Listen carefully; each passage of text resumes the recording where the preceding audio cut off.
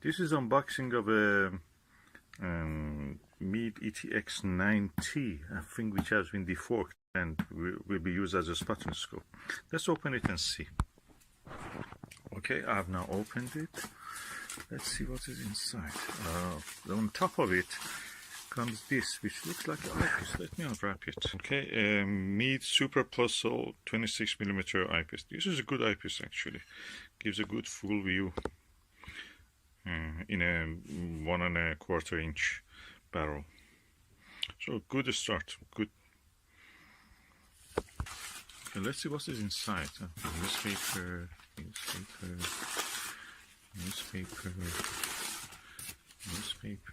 Oh, that here comes. Oh, it has one of these thingies. Oh, let me bring it out. Okay, it looks very well packed. Oh, the jam. This is practically, I have looked through this, and this is practically a lovely Questar. I have looked through a Questar. I know how Questar performs, and this must be like something like that. The only thing I'm not happy is that it doesn't have a eyepiece stopper here, eyepiece cap. But generally it looks beautiful. Look at it. And this is the focuser on its own. It costs £11. That's nice. Okay, that's the mirror. Okay, no finder scope, but let us open the cap and see what is there. Okay, this is a Questar. So I put it on this spinner scope mount, which is quite sturdy.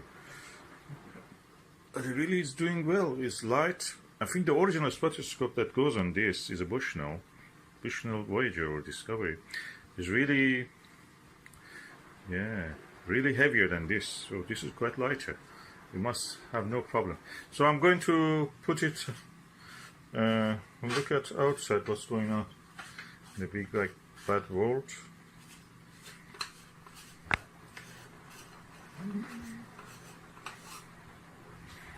Okay.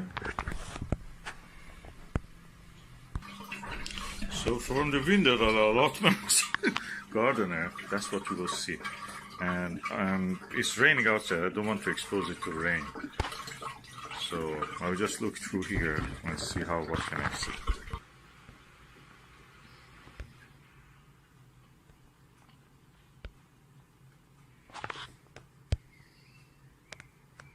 Of course, my hand is shaking and holding the camera on the eyepiece.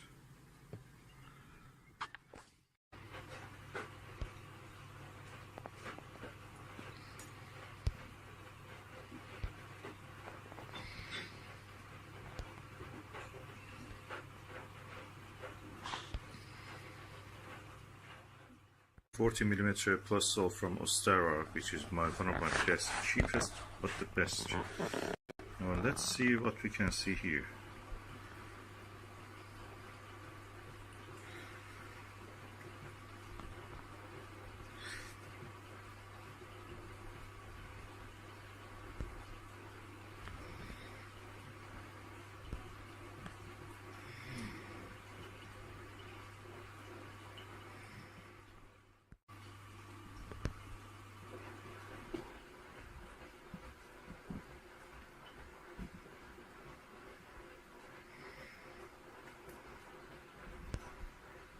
So I prefer this 40mm one.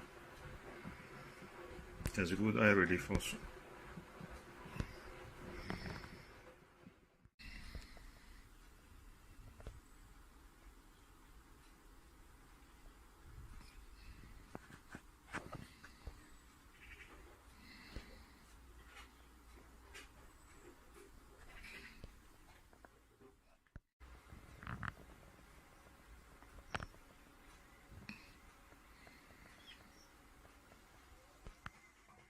So these are the flowers that I was looking at, and you can see even with the high zoom of this camera mobile, you don't see any individual flowers. But with this, I could see the stems of them, and I could actually focus on them.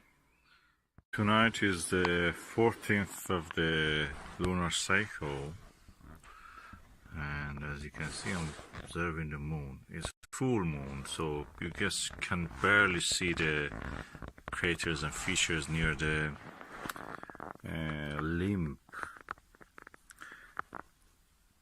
around the circle of the moon. I've used the Celestron C90, which is a Maksutov, very good telescope, very well built. And I've used a similar Maksutov from the Meade, again Meade ETX90 EC electronic control. I've not used the electronic control in this observation, just used by hand to guide it.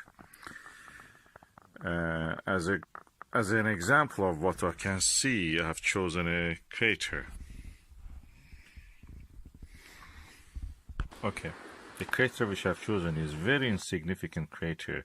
The only thing that attracted my attention was that I saw a bright spot at this here, and a very strange brighter spot here, which at the telescope, which I was using the Orion refractor, it was barely visible. And I just wanted to know what is this, so I just brought the Maksutov just to look at it. I'm telling you, this is not an easy feature. You may not be able to pick it. This is a moon map, lunar globe HD, that shows this. The crater is called Obձervеr. And this is a feature that I tried to look at with both these telescopes.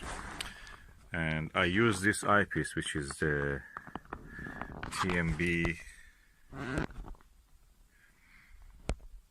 6mm TMB optical. It's a Chinese brand based on the TMB design of the optics. It's very good for planetary and high magnification views. I'm telling you, I've not seen anything better than this for low focal point eyepieces and high magnification. And Celestron could show it, the crater, barely you could see it. With Orion you could see it. Celestron made it very clear. This made it completely visible, the Meade ETX90 EC. If I want to pick a telescope for observation, probably I will pick this one. This is a superb telescope. This Celestron Mac C90 is one of the best planetary telescopes you can get, one of the best Maksutovs. I never thought anything can beat this one. I can split the trapezium in the Orion, the heart of the Orion Nebula with this, easy. And it shows color in them, very good optics. This one beat it in that, in showing the crater Obձervеr, the Meade ETX90. Optically it is superb, superior. The same eyepiece and the same crater, and two telescopes. I tried it with the Orion refractor, short tube, 80mm, sorry, Skywatcher 80mm refractor, which is really good telescope, I must say that. It's a very good telescope. I first saw this feature on that telescope, but I was able to completely see it clearly without much effort, you know, no strain on the eye or anything, with this Meade telescope. Really happy with this. I bought it recently from the auction site.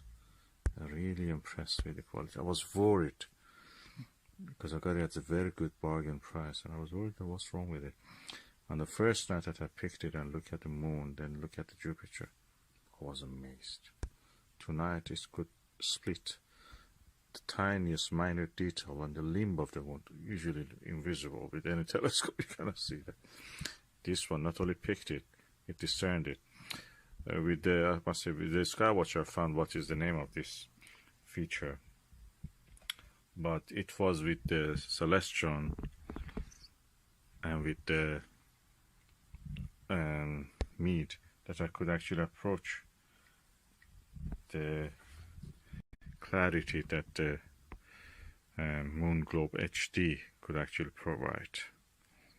Of course, in this one you can zoom a lot, but the illumination level and the features are not the same exactly.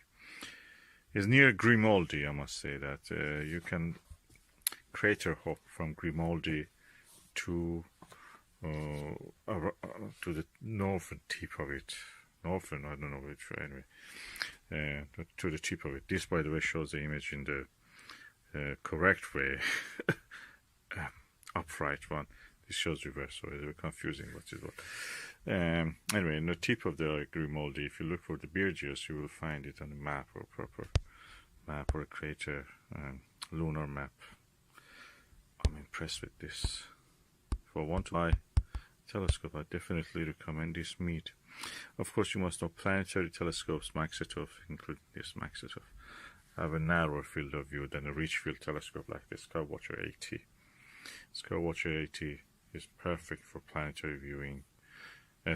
For wide angle, wide field of view viewing of the extended objects like nebula and the star clusters and the galaxies like M31, which is really vast. It's the closest galaxy to Earth. It practically covers a big patch of the sky. It was discovered in the Middle East by an Iranian called Azufi. There is a crater named after him, who lived somewhere near Tehran, I think. And he discovered in the 10th century in the dark skies. And now we are going to the footsteps of these great scientists, astronomers. Beargeos, I wonder who was that, but I have to look. Many years ago when I was younger, I had the opportunity actually to look through a Questar 3.5-inch Maksutov telescope. It's Rolls-Royce of the telescopes. That was amazing. And I could see with that such features. The good thing about the Meade is that optically is very close to that, almost identical. You cannot say the difference. The thing is that Questar had a better mechanics for the movements of the telescope. Whereas this one is a little bit not as good as that. For example, the parts of it is also plastic. Not all of it, but anyway. But optically is as good as Questar. Questar, if you want to buy Questar second hand, is nothing less than £3,000. Questar is a 3.5-inch telescope. You have to pay £3,500. There are 7-inch version of it, which is I think is around £20,000.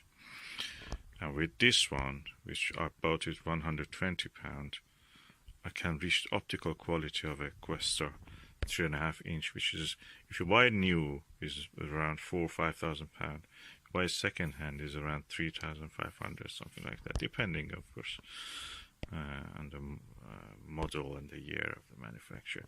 Questar was around for 70 years now, and it's a well-established brand. There's high precision equipment, Rolls-Royce, as I told you, diamond studded. It's just practically best of the best. And Meade ETX comes close to that. This Meade ETX90, I think, is optically equal to that. I've looked through both of them, and Meade is equal. Mechanically, Questar is superior, of course. And what I'm amazed about this Meade is that no matter how many times I move the telescope, remove the eyepiece and put it back, focus stays the same. That's amazing. With this, you have to struggle with this. Any other telescope I've seen, you cannot really reach the same focus all the time without fidgeting with it. With this one, I remove the eyepiece, put it on the other telescope, put it there, remove this whole assembly away, put it back again. The focus is the same, it's not changed. I don't need to adjust it. It's clear, sharp image. Wow. Okay, I describe how it looks through the Meade ETX90. This is Meade ETX125. It's like a spacecraft, is Apollo spacecraft flying over the moon. I never use this term with any telescope.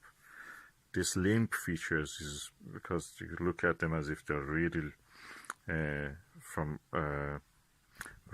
attitude, as if you're flying over it. This is that experience. Meade ETX125. I think every Meade I have seen, and I have a few of them now, has exceptional optical quality. Celestron Maksutov is good. This one, C90, is really good. Of course, the ETX90 is better than that. Meade ETX90 better than that. Has an edge over it. The optics of this, I told you, is similar to Questar. But this one is exceptional. The bigger than this, Celestron doesn't have this size 125. The Maksutov, or if they have it, I have not seen it. I have not looked through it. But I have two of the Schmidt-Cassegrain in this range, 5-inch, 127, 125, and they need collimation and other things. They're not really good. Collimation is a tricky process with the Schmidt-Cassegrains. And it's Maksutovs. I love Maksutov. This is the best. I wonder why the Meade have not built a 150 millimeter Maksutov, ETX Maksutov. Have they ever made? I wonder. The collimation perfect. You don't need any changing. You just bump it around everywhere, and it stays the same. It's like flying over it. I'm gonna go back and take a look. I love this. Of course, I have to mention it. It's full moon. Full moon is a different time of the observation. You cannot see much shadows in the central parts of the moon, just limp features. But that shows you the better views because you practically see the mountains from a profile of a mountain. That's really the difference.